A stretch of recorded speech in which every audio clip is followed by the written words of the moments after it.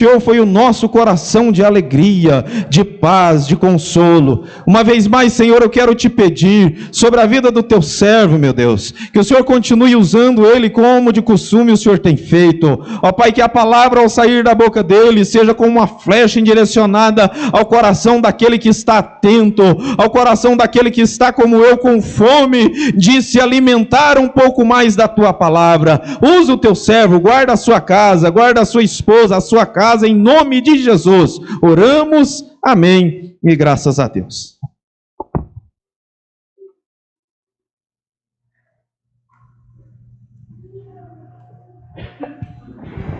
Saúde a igreja na paz do Senhor. Amém. Os irmãos podem tomar assento, em nome de Jesus.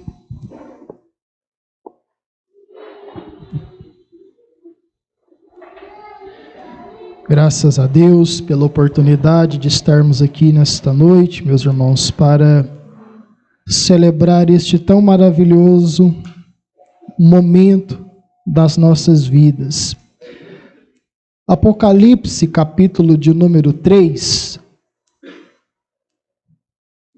Livro de Apocalipse, capítulo de número 3, versículo 1 ao versículo de número 6. Apocalipse, capítulo de número 3, versículo 1 ao versículo 6. Amém? E ao anjo da igreja que está em Sardes, escreve: Isto diz o que tem os 7 Espíritos de Deus e as 7 estrelas. Eu sei as tuas obras, que tens nome de que vives e estás morto. Sê vigilante e confirma o restante que estava para morrer, porque não achei as tuas obras perfeitas diante de Deus. Lembra-te, pois, do que tens recebido e ouvido, e guarda-o, e arrepende-te. E, se não vigiares, virei sobre ti como um ladrão, e não saberás a que hora sobre ti virei. Mas também tens em Sardes algumas pessoas que não contaminaram as suas vestes, e comigo andarão de branco, porque são dignas disso. O que vencer será vestido de vestes brancas, e de maneira nenhuma riscarei o seu nome do livro da vida, e confessarei o seu nome diante de meu Pai e diante dos seus anjos. Quem tem ouvidos, ouça o que o Espírito diz às igrejas. Amém? Meus irmãos, esta é a 5ª carta escrita pelo apóstolo João das 7 igrejas da Ásia. Agora, ele estava escrevendo à igreja de Sardes. É fato que, pela leitura que nós fizemos aqui, haveria muitos pontos para podermos aqui discutir e abordar. Porém, não dispomos de tempo suficiente para tudo isso. Mas, olhando para esses escritos da palavra de Deus, a Bíblia, ela mostra que os olhos de Deus estão sobre todos os lugares. Quando Deus diz que sabe, Ele sabe. Deus, Ele contempla e vê todas as coisas. Não há lugar onde Deus não esteja. O salmista, no Salmo 139, ele diz que Deus está em todos os lugares. Ele faz a pergunta: para onde me esconderia? Para onde me iria do teu espírito? Se subir ao céu, o Senhor está. Se eu descer ao mais profundo abismo, o Senhor está. Se fizer no Sheol ou no inferno a minha habitação, o Senhor lá está. Meus irmãos, não há lugar onde nós possamos nos esconder de Deus. Os olhos de Deus estão sobre todos os lugares. E por isso, Jesus introduz esta carta dizendo para a igreja de Sardes: eu sei as tuas obras, eu sei o que vocês estão fazendo. E uma conclusão, Jesus já define para aquela igreja: eu sei as tuas obras, tens nome de que vive, mas estáis mortos. A conclusão de Jesus para aquela igreja era que o nome parecia que estava vivo, mas Jesus, ao olhar para aquela igreja, Jesus não via vida, Jesus via morte. E essa morte não é física, era uma morte espiritual. Uma igreja que estava com as suas portas abertas, mas espiritualmente não estava em combate. Não havia combate para aquela igreja, não estava em combate. E Jesus então escreve: seja vigilante. Mas como nem tudo está perdido, porque quando nós olhamos as cartas, Jesus, às vezes nós olhamos para a igreja do contexto atual, nós vemos que parece que está perdido. Não. Por pior que esteja a situação, Jesus ainda a trata como a sua igreja. Por mais difícil que esteja, Jesus se direciona a essas igrejas tratando-as como suas, porque quem derramou o sangue foi Ele. E por mais defeitos que ela possua, Jesus ainda está aqui para corrigir problemas. E se a igreja ainda está aqui sobre a face da terra, ela está sendo preparada por Ele. E importa que em algum momento Jesus ele venha, detecte esses problemas e resolva. Então Jesus estava dizendo: seja vigilante e confirma aos que estavam para morrer. Porque uma coisa é certa, meus irmãos: se nós pegarmos qualquer fruta, um cesto de fruta, e colocarmos ali uma fruta podre, ela vai apodrecer as demais. Se pegarmos algo com defeito, uma fruta com defeito, uma maçã podre, e colocarmos num cesto de maçãs sadias, as sadias não vão curar a podre, mas a podre vai apodrecer as boas. Então, Jesus estava dizendo: sejam vigilantes e confirma aos que estavam para morrer, porque eu não achei as suas obras perfeitas diante de mim. Meus irmãos, Jesus estava olhando para Sardes, acompanhando aquela igreja, os passos daquela igreja.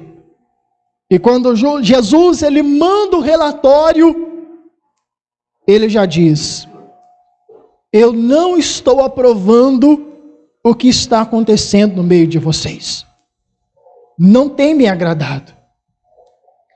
Porque o modelo para a igreja de Cristo é o próprio Cristo. E se Cristo olha para a sua igreja que estava ali, e ele olha a condição, a atitude daquele povo, e ele diz: isso que vocês estão fazendo não me agrada. Agora, Jesus ele diz: mas lembrem-se do que vocês estão recebendo e do que vocês estão ouvindo. As obras, as más ações dos crentes, não era falta de ensino. Não era omissão do anjo da igreja. Porque o próprio Jesus está dizendo: se lembrem. Meus irmãos, já paramos para imaginar isso? Que Deus trabalha na igreja. Por isso que quando pregamos a palavra de Deus, irmãos, não precisamos inventar. Não precisamos procurar coisas novas na Bíblia, porque o que Deus faz, irmão, é repetir. Deus trabalha com a repetição. O que nós pregamos aqui simplesmente é repetir o que já foi dito, é repetir o que nós já sabemos, mas constantemente nós temos que ouvir. Deus fala para nós não mentirmos, e de vez em quando sai uma mentira da nossa boca. É sinal de que nós não aprendemos, e precisa ser repetido. Se Deus diz para nós não fazermos, e nós ainda continuamos a fazer, é sinal do quê? Precisamos ouvir mais. Isso precisa martelar mais na nossa cabeça. Então, o que Jesus estava dizendo: se lembrem do que vocês têm recebido e do que vocês têm ouvido, e guardam. Sabe, meus irmãos, o que nós precisamos aprender é que todas as vezes que Jesus falava alguma coisa e que Maria observava Jesus, a Bíblia diz que Maria guardava todas aquelas coisas no seu coração. O problema é que hoje, nós estamos aqui, ouvimos a palavra de Deus, e quando nós chegamos lá fora, nós esquecemos de tudo. Há uma amnésia espiritual no nosso meio, que nos faz esquecer que nós chegamos amanhã na segunda-feira, e se alguém perguntar: irmão, onde foi pregada a palavra de Deus ontem? E olha que nós não somos igreja do oba-oba. Aqui a palavra mói. Não é? Aqui nós não substituímos a palavra por movimento e por barulho, não, meus irmãos. Não somos contra. Porque se o Espírito Santo quiser fazer, ele faz. Mas não somos nós que vamos fazer isso. A nossa função é pregar a palavra. Quem aviva a igreja é a palavra, não somos nós. Então, aquele povo estava sendo chamado por Jesus. Lembra do que vocês têm recebido, do que ouvido, e guarda, esconde e arrepende. Porque senão, nós vamos chegar naquela situação de Ezequiel, onde o povo estava chegando, ouvindo as palavras do profeta, e Deus dizendo para o profeta: olha, Ezequiel, esse povo vem até você, mas sabe o que você é para eles? É como um cantor de música romântica, todo mundo gosta de ouvir a sua voz, você toca bem, você canta bem, todo mundo gosta de te ouvir, isso é muito bom. É o mesmo quando eles vão lá no show, ouve um cantor que eles gostam, você tange bem, você toca bem, você canta bem, eles gostam, eles aplaudem, mas quando eles voltam, eles continuam do mesmo jeito. Mas não tem problema não. Eu estou avisando. E quando acontecer, eles vão saber que esteve no meio deles. Não foi um cantor de música romântica, não, mas um profeta. Quando acontecer, eles vão ver que não esteve diante deles um tocador, mas um profeta que falava a palavra de Deus.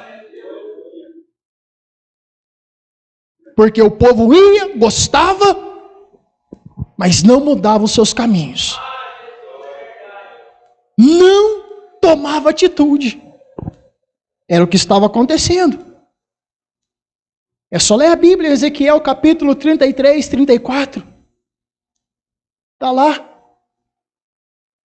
Todo mundo gostava. Mas o evangelho, irmão, não é isso, não é gostar, é viver. Porque gostar muitas vezes a gente não vai gostar, vai descer cortando a garganta. Mas é viver. É viver e fazer. Por isso Deus diz: e se não vigiares, virei sobre ti como ladrão, e não saberás a que hora eu virei sobre ti. Por isso o crente precisa vigiar, meus irmãos. Nós precisamos viver em vigilância. Mas o que eu quero aqui me apegar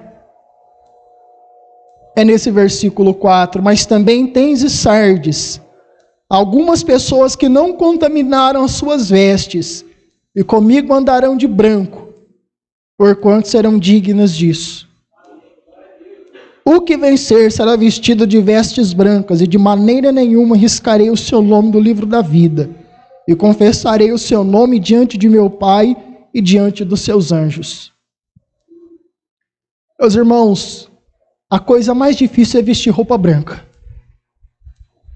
E aqui ainda tem alguns corajosos vestindo roupa branca, mas é difícil. É difícil. Tênis branco, meu Deus, eu comprei um e o arrependimento. Não dá, irmãos. E olha que hoje é difícil achar poeira. Antigamente era mais difícil. Mas ainda até hoje, quando eu vou olhar um tênis, se é solado branco, eu não compro. Fiz uma vez e não faço mais. Aprendi. O Marcos ainda compra. Mas eu não compro, irmão. Dá trabalho. Porque roupa branca, irmão, andar com roupa branca é difícil. Qualquer sujeirinha destaca. Qualquer mancha parece a pior coisa do mundo. É difícil. E a Bíblia diz, irmãos, assim como é quase impossível vestir de branco e não sujar, assim é a nossa vida espiritualmente. Mas há uma questão. Andando de branco, nós corremos o risco de sujar a nossa roupa. Mas o que acontece? Você está tomando café e de repente o café escorre para a roupa. Nós não vamos deixar a sujeira secar. Vai? Vai jogar lá no tambor e deixar para a semana que vem para lavar? Ou vai lavar na hora? Qual a atitude aí dos irmãos, das irmãs? Vai guardar a sujeira ou vai limpar?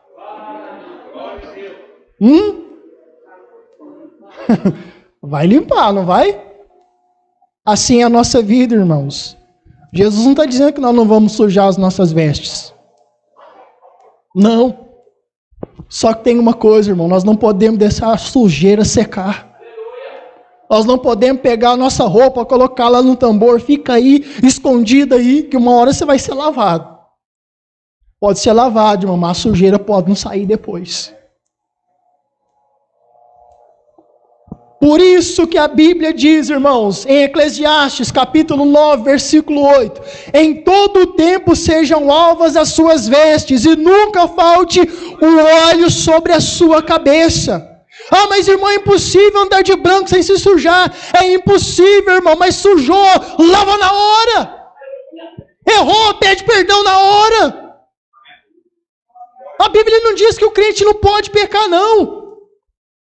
Porque às vezes o crente peca, mas a Bíblia diz, filhinhos, não pequeis, mas se porventura pecardes, temos um advogado.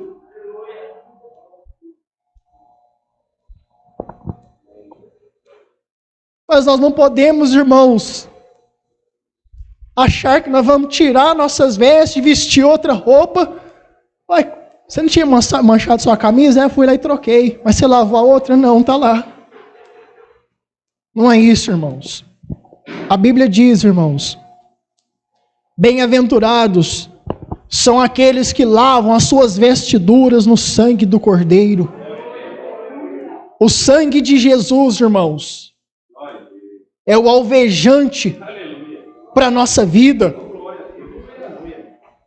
O sangue de Jesus é o poder que nós temos para lavar as nossas vestes. E não tem sujeira que o sangue de Jesus não tira. Mas a atitude de pegar as vestes e de lavar é nossa. Jesus não vai pegar as nossas vestes, vem cá, deixa eu lavar isso aqui, não. Somos nós, irmãos, que temos que lavar as nossas vestiduras. E isso é todo dia, irmãos. Todo dia, porque todo dia nós corremos o risco de pegar alguma poeira, de pegar alguma sujeira e olhar e tentar limpar. Não vai limpar, não, tem que lavar, irmãos. Não é bater um paninho, não, é lavar. E é o que Jesus está a fazer na nossa vida e quer fazer na nossa vida. É o que Jesus tem como propósito para a nossa vida. Porque nós temos que começar a andar de branco aqui, para nós andarmos de branco com Jesus no céu. E isso é espiritualmente, irmãos.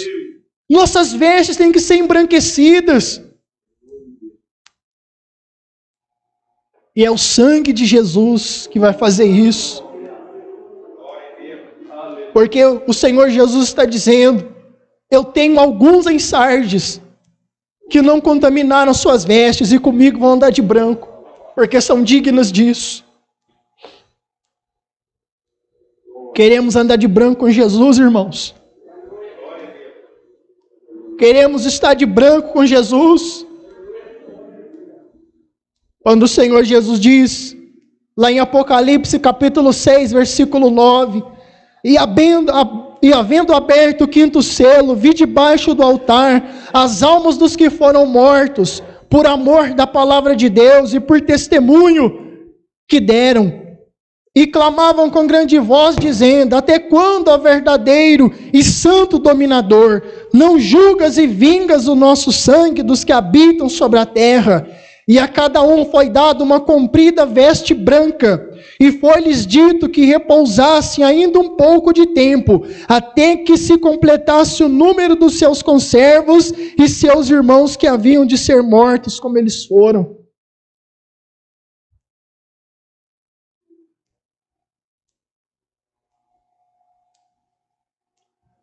Jesus deu a eles uma comprida veste branca.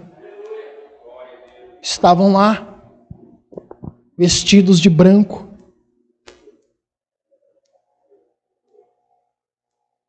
E o versículo 5 aqui, já estou terminando, irmãos. O que vencer será vestido de vestes brancas. E de maneira nenhuma riscarei o seu nome do livro da vida.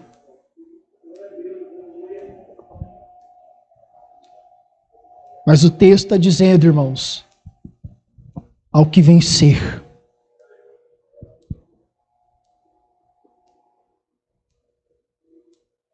Vencedor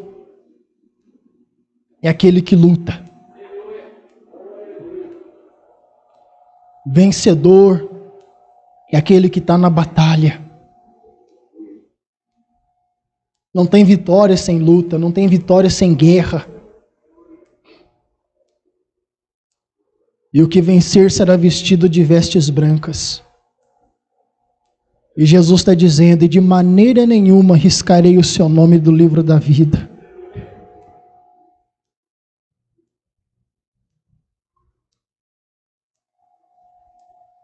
Sabe o que Deus, irmãos, aqui nos faz entender?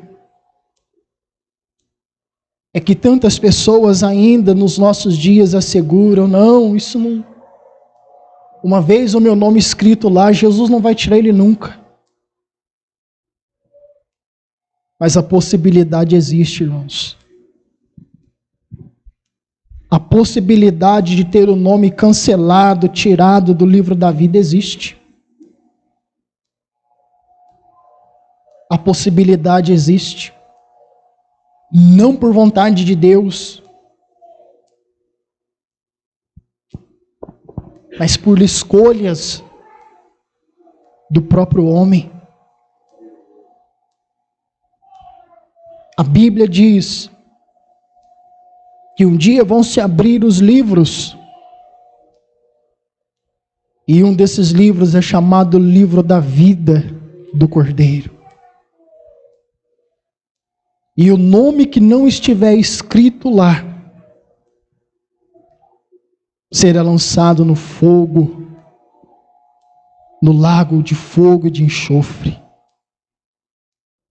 Jesus está dizendo, irmãos, que aquele que vencer jamais terá o seu nome riscado do livro da vida. Seu nome vai lá permanecer. Uma vez foi escrito, mas para que continue lá, é preciso vencer. É preciso guerrear. É preciso batalhar. E Jesus diz: eu vou confessar o seu nome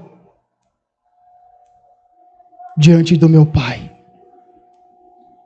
Meus irmãos, já pensou que coisa linda Jesus pegar o nosso nome, sobrenome e dizer: esse eu te apresento, meu Pai.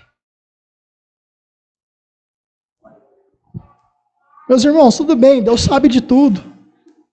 Mas é só uma conjectura. Imagina Jesus chegando, te pegando pelo ombro, te apresentando lá diante do Pai. Mesmo Deus conhecendo tudo. Porque Deus conhece, o Pai conhece todas as coisas, não tem segredo na Trindade. Mas imagina o Filho te pegando, te conduzindo, te colocando diante do Pai e confessando e dando testemunho da sua vida para o Pai. Já parou para imaginar, irmão? Já parou para imaginar? Jesus nos conduzindo diante do Pai. Isso é para vencedor, irmão. Isso é para crente que apanha, para crente que sofre, para crente que geme. Mas tem uma coisa: um dia Jesus vai te pegar pelo ombro, pelas mãos, pelo braço, vai te conduzir por esse tapete maravilhoso que vai ter lá no céu, vai te levar lá na frente, vai confessar o seu nome, a igreja toda presenciando, e a igreja se alegrando. Valeu a pena. Meus irmãos, imagina que momento maravilhoso. Imagina que momento especial para cada um de nós. E eu espero que cada um de nós chegue lá, meus irmãos. Não se deixe vencer. Seja vencedor em nome de Jesus. Hoje aqui, irmãos, é noite de vencedores. Se nós estamos aqui, é porque até hoje nós vencemos. Mas não seja derrotado amanhã. Não deixe o diabo te prender nos seus laços.